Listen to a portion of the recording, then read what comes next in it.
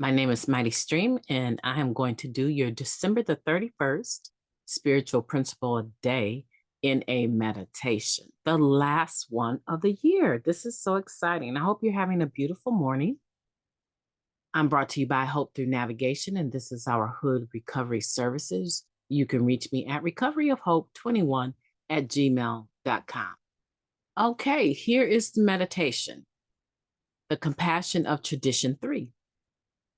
We reach out where we can and make an effort to increase our compassion for those who don't match our expectations or whose recovery doesn't look like our own. That is taken from our Guiding Principles book, Tradition 3, for members. In a program where the only requirement for membership is the desire to stop using, it logically follows that there are a myriad ways to work the program of Narcotics Anonymous. What doesn't necessarily follow that same logic is the fact that we addicts in recovery can lose our patience or have none to start with. For addicts whose program differs from our own. For a bunch of nonconformists, we can sure be rigid. We certainly can have plenty of opinions about what works and doesn't work, how and when we work steps, how we sponsor, what service looks like, to hug or not to hug, to medicate or to not medicate. These are the opinions of individual members, not NAs. Our passion about these opinions comes from our passion for recovery. We know what is working for us and what we see work for others. Yet there are times when we do well to infuse that passion for our experience with compassion for others who don't get it the way we expect they should. When we keep an open mind about the varied ways that members recover from addiction, we are honoring Tradition 3. When we become earnest in our desire to reach out to other members who are different from us, we are practicing compassion. If there's any logic here, that openness will make us more patient with newcomers because we know that everyone walks a different path. Who knows? We might even learn something. Translated literally from its Latin roots, compassion means suffering together. While some may take issue with suffering, defining what we're doing together in A, there's one thing that we can agree on. We are in this thing together. I am passionate about what has worked for my own recovery, but I will try to remain open-minded toward others whose paths look different from mine. Today, I strive to release any expectations I have that they should recover the same way I do. Let's take a moment of silence followed by the we version of the Serenity Prayer. Moment of silence now.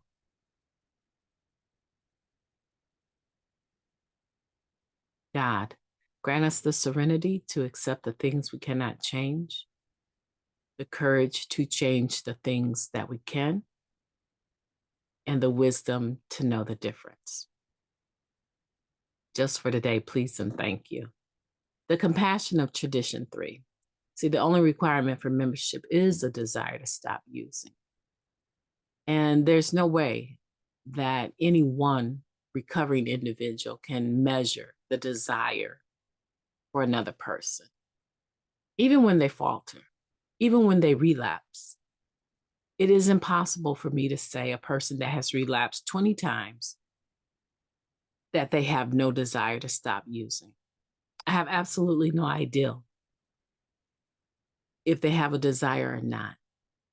I would venture to say that they do if they keep coming back and starting over, because that takes a lot of humility to do that.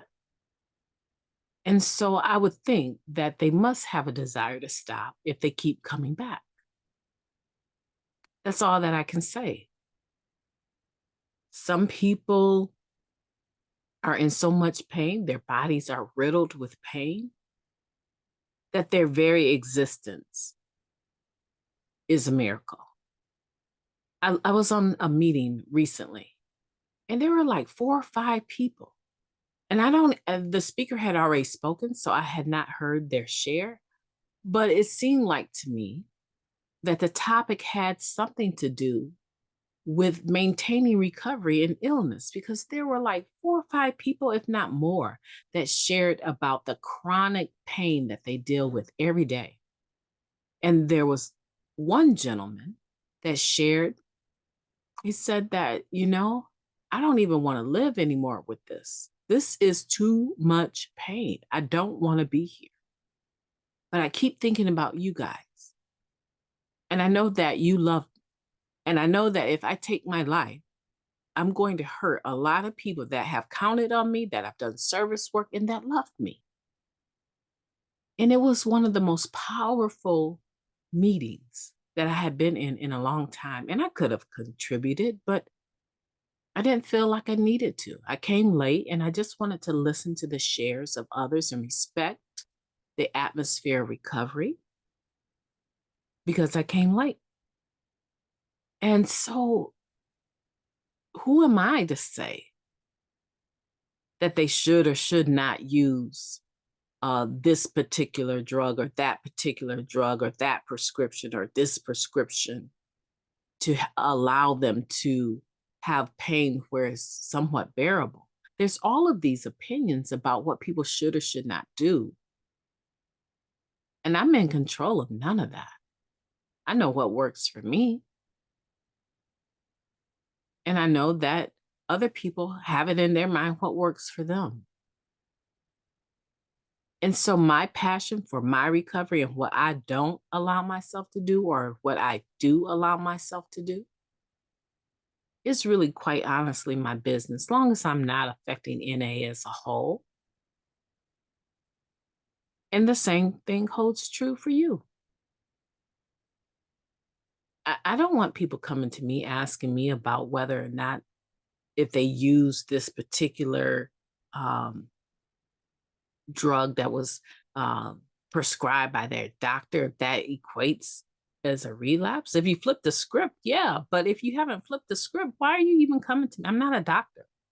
I didn't prescribe that for you. And that's really where my passion becomes compassionate. It's not a mixed message. It's sticking to the third tradition. The only requirement for membership is a desire to stop using. And I have no grid or measuring stick for that. I have my own issues. I have my own problems. There's no way I can measure that. I can say that if a person is under the influence of something, even if it's prescribed and it is obviously changing their ability to hold conversations or stay awake or during times that you need to be, maybe the dosage is too high and maybe it needs to be changed. And I stand by, if you've used in the last 24 hours, we ask that you not use. That's not everyone's format though. And we ask that you not share. If you used in the last 24 hours, we ask that you hold back from sharing because we want to hear from you and not the drugs. That is not meant to embarrass you. So there's a lot of groups that have that in their format for a reason. However, for some groups, they don't have that at all. They just want to know whether or not you can speak clearly and not with slurred words and carry the message of Narcotics Anonymous. That's their business. Each group has autonomy. I don't control that either. So my passion, the way that I work my program is pretty intense, but I make sure that I don't put that on other people. I try to have compassion for other people to have a right to sit at the table. My name is Mighty Stream. I want you to be thinking about that today. I want you to be thinking about how your passion for your recovery has worked for you and how you can use that same passion to be more compassionate with other people. And I'm not talking about sugarcoating the message, and I'm not talking about, winking at things that we know are not okay. That I'm not talking about. But I want to know how you can be more compassionate with people that maybe you judged, whether or not they had a desire to stop using, and change that. Let's make this world a better place with compassion. You are in the flow of the stream, so I want you to get out there and do something mighty today. I plan to. I'm gonna have a beautiful day. I am going to have a beautiful day. Tell yourself that 10 times fast. I am going to have a beautiful day. This is the last day of the year, and if you don't make it great, nobody else will for you. I will be talking to you soon.